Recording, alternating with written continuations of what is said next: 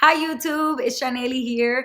In this video, I'm going to talk to you all about 10 lies that I had to stop telling myself. These are things I want people to stop telling each other, and I want them to stop telling these lies to themselves as well, because it makes you believe things that are not true, and then you use that to base off your decisions, which end up being poor decisions or maybe not the best decisions because the basis for the decision making was a lie.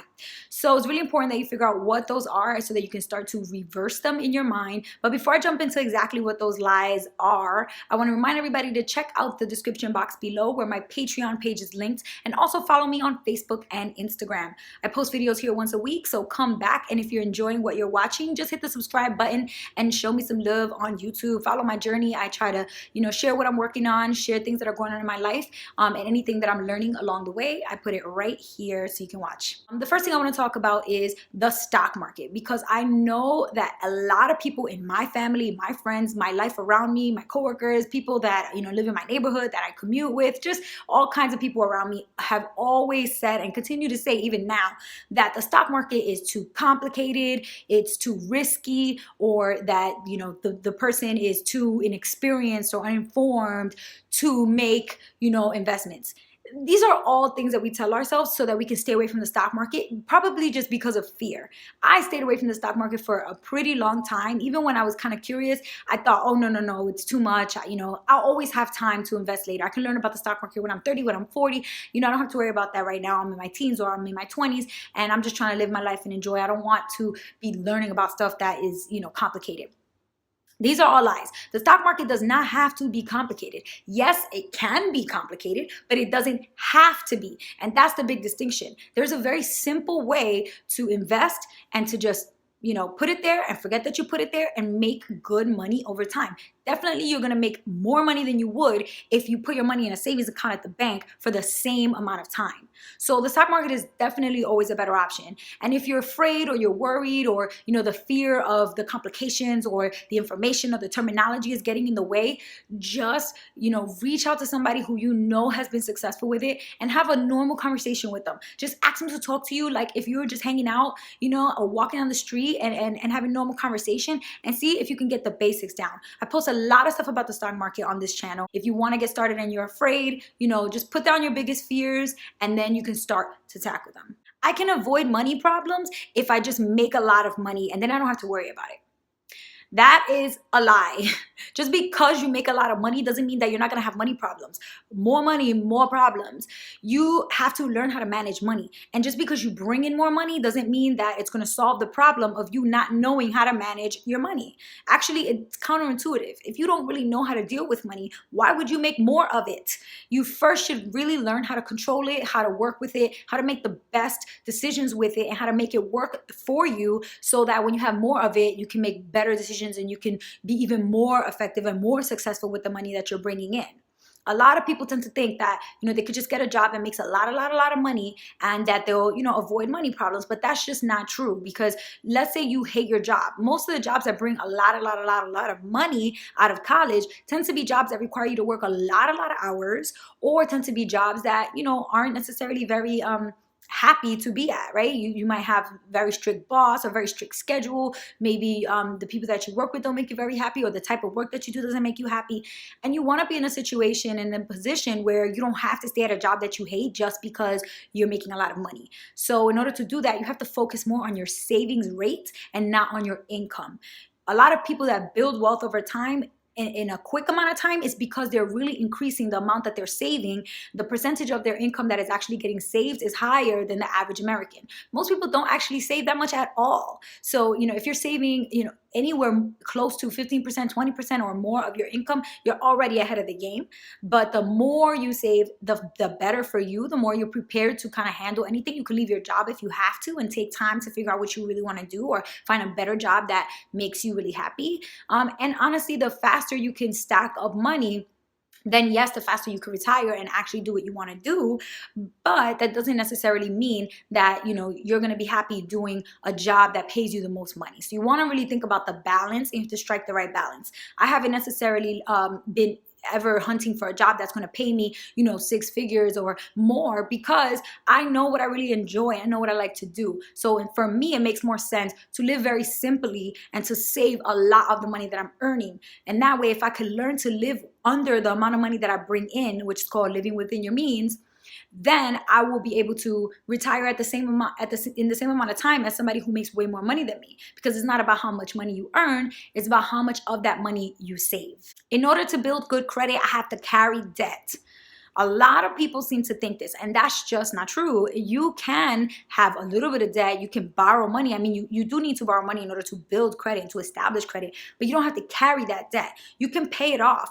And honestly, the best and most effective way to build good credit is to always pay what you owe on time, and paying it early doesn't hurt you at all. So it's honestly a better thing to do to not have debt, and that way you can have good credit, because the more money that you owe, the more your credit score will actually take a hit, especially if we're talking about credit cards. If you owe money on credit cards, it's better to not actually carry debt. And this is something that for some reason a lot of people tend to believe it, because when it comes to interest, they think the credit card companies need to make money off of me with interest, otherwise what's the point? So that's why I have to leave, you know, money on my bill so that I can, if I have a balance, they can charge me interest. But that's not true. Credit card companies make money in a lot of different ways, not just from charging you interest. That is one of the biggest ways they make money, but they also charge a lot of the different companies and you know, businesses that you use your card at to swipe your card. So don't think that you have to carry balances, because that's just not true. Don't worry about saving for retirement. You're young right now. It's not a big deal. You can worry about that later.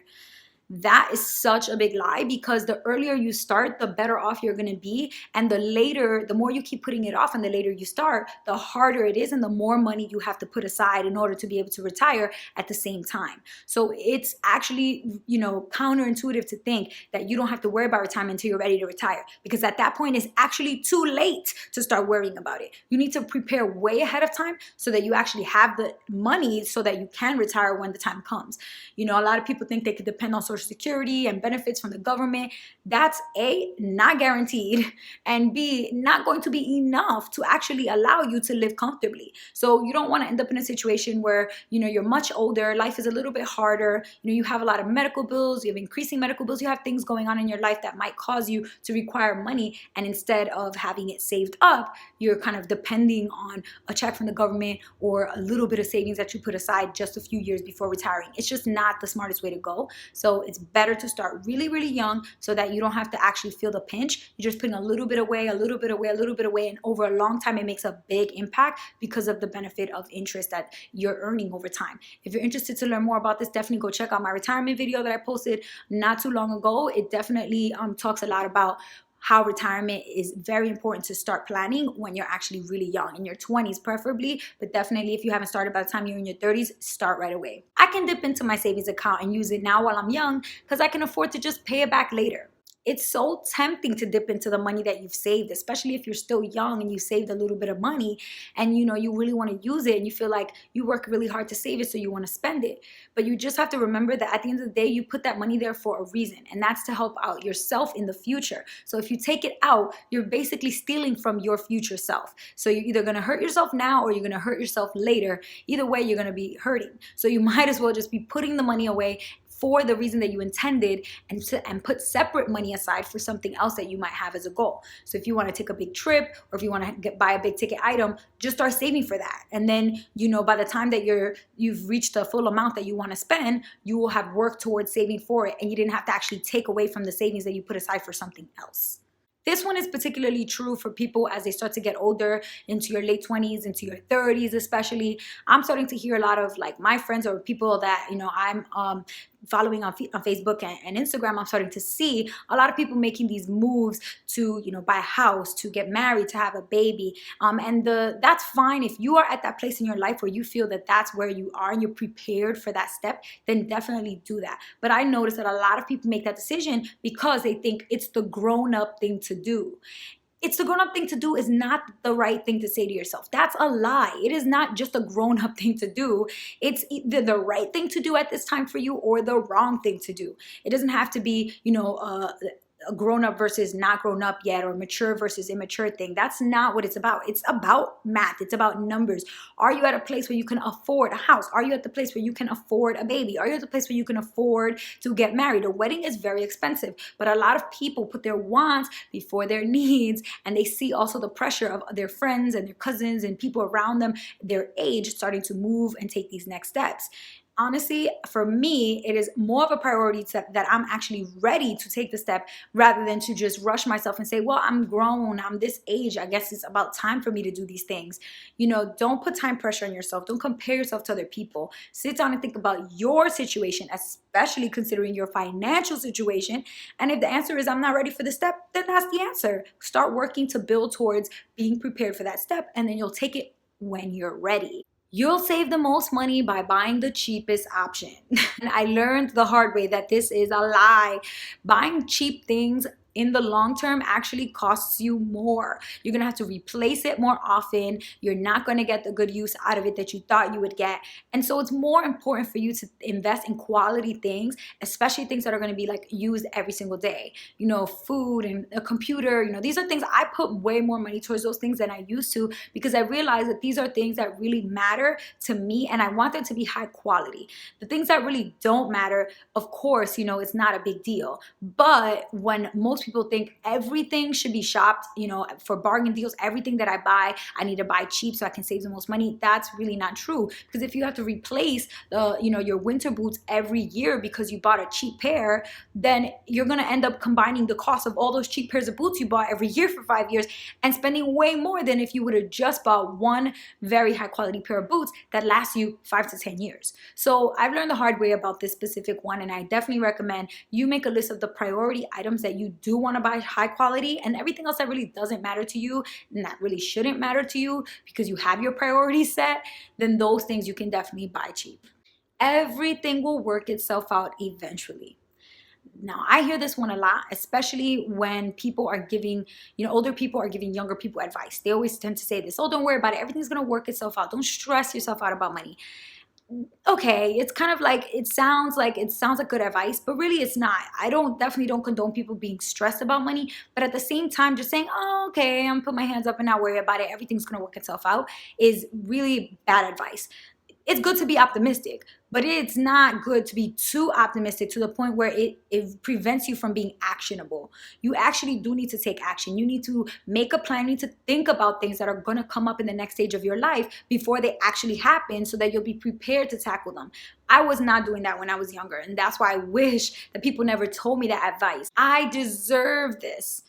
I used to say that all the time, especially when I was in college. I would say this because I used to study really late through the night. Then I would wake up really early in the morning to go to class, and I would work multiple jobs throughout the week, and then I would do it all over again. And I felt like, man, I'm always working, I'm always studying, and I deserve this. I deserve to go get a new pair of shoes. I deserve to go have a nice dinner. I deserve to go to this happy hour. I deserve to go to this party. I deserve to buy this new dress. I deserve this new jewelry. I deserve everything that I want.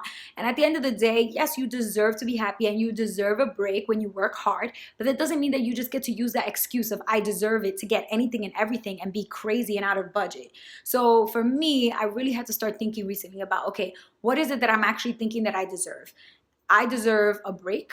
I deserve, a treat. I deserve, a vacation. What exactly is it that you think you deserve? And instead of just getting something because of your impulses, start planning it out. You're right. Maybe you do deserve it. So plan it.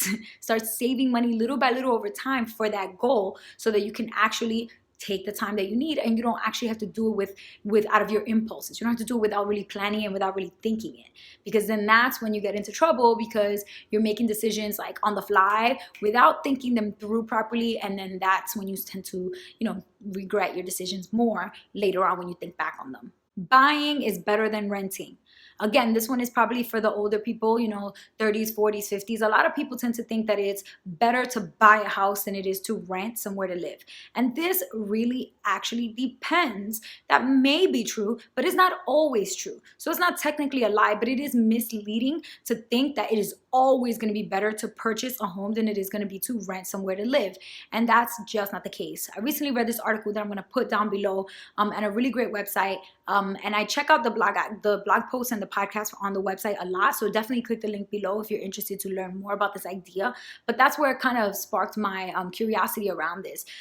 If you just sit down and actually start to do the math and compare the cost of, putting money down to buy a house when you're, young, thinking, oh, this is going to be an investment for me later in life, versus finding a very, very, very low cost, affordable place to rent, and think about how to use the rest of your income to really maximize the return on your money. So thinking about investing it in different places like the stock market, or different options than just real estate. It actually can either be the same, or sometimes it could be better to rent and put your money in a place where you're going to get a better return than the real estate market is going to offer you. It really depends on where. When it comes down to real estate, it's all about where you are investing. Geography is everything. Location is everything, right? So if you're not in a prime real estate market, then it probably makes more sense for you to compare and contrast renting versus buying, rather than just assuming that buying is always better. So for this one, I'm definitely not discouraging anybody out here from buying a house if that's a goal that you really have set for yourself.